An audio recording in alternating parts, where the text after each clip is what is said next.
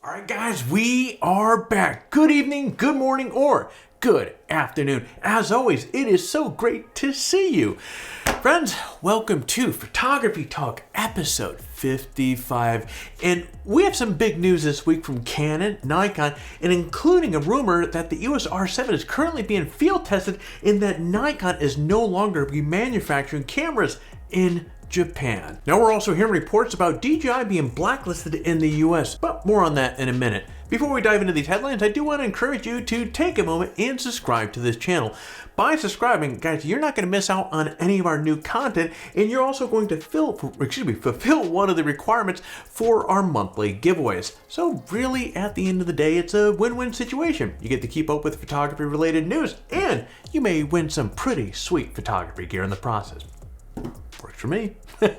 Now let's get on to this week's headlines. The R7 is reportedly being field tested as we speak. Not only is Canon apparently planning for a 2021 release of the EOS R7, but it is rumored that the R7, guys, is currently in the field right now being tested. This is sure to be exciting news for Canon shooters that have been waiting for an APS-C camera in the R lineup. Now, of course, it has not been confirmed from Canon that the R7 will be an APS-C camera, but multiple reports do point in that direction. And besides, this is basically going to be the mirrorless version of the 7D Mark II, which is a APS-C camera. Other reports suggest that the R7 will virtually have the same body as the R6, and the R7 will be geared towards sports and wildlife photographers.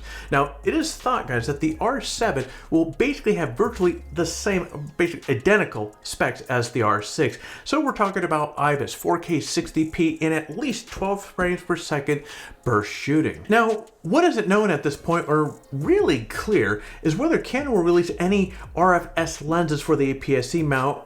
Instead, guys, it is assumed that Canon will develop a new, cheaper lens that will work both on the APS-C and also the full-frame EOS R cameras. Well, of course, time will tell. Now, look for this new EOS R7 to be released sometime in the second quarter, or the second half, rather, of 2021. Next, Nikon will no longer manufacture cameras in Japan. Now, in one of the biggest stories in the last week, apparently Nikon has closed its factory in Japan. Guys, this is huge news because for the last nearly 7 decades, this iconic camera brand has been making cameras in Japan. Now, it does seem as though the camera manufacturing will take place at Nikon's plant in Thailand for the moment. Now, this move is undoubtedly related to the crushing losses Nikon has experienced as a result of the pandemic. And of course, manufacturing costs in Thailand will surely be a lot lower than what they are in Japan. Additionally, Nikon has been making efforts to reconstruct the company to make it much more profitable, and this of course has resulted in 20% reduction in Nikon's overseas workforce. This is, however, guys, another example of how the pandemic and sluggish camera sales will shape the future of companies like Nikon, Canon, Sony, and others. It is a sad reality, but one that we have to face as we hopefully move past the pandemic sometime in 2021. Next, DJI has been blacklisted by the United States Department of Commerce. So, if you've been on the fence about getting a DJI product, you might want to act sooner than later. In a very interesting development, DJI is one of several dozen companies that the US Department of Commerce has banned from conducting business with companies based right here in the US. Now, as a result, US-based companies cannot export parts to DJI.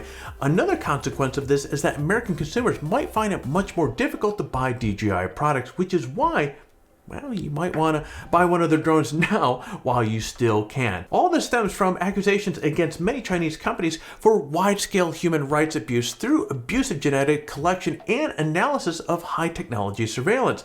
Specifically, DJI drones are reportedly being used for surveillance of Muslim ethnic groups in certain parts of China.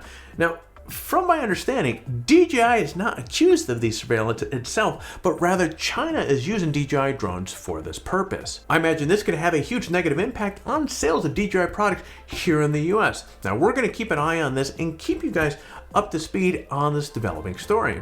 Closing things off, Canon patents new camera design without a shutter button. Now, I think this would fall into really interesting news. A new patent, guys, from Canon shows the camera design lacks a traditional shutter button. Now, if you look at this graphic on the screen, specifically, take a look at Area 61. You see that there? You're going to notice that there is no button where the shutter button would normally be. Instead, rumor has it that this area is now going to be a touchpad with multiple functions. Now, I get it. I know a lot of people out there really hated that touchpad on the EOS R. So I understand it if you're a little bit skeptical about the notion of having a touchpad instead of a shutter button. Now I can only assume that Canon really learned a lot from the EOS R's touchpad, and I suspect that this new one is going to be far much more functional. Now of course, this is just a patent, so there's really no guarantee that this thing will even see the light of day. Still, you gotta admit, it is a pretty interesting prospect. Now, what do you think? Is a touchpad instead of a traditional shutter button the future of photography?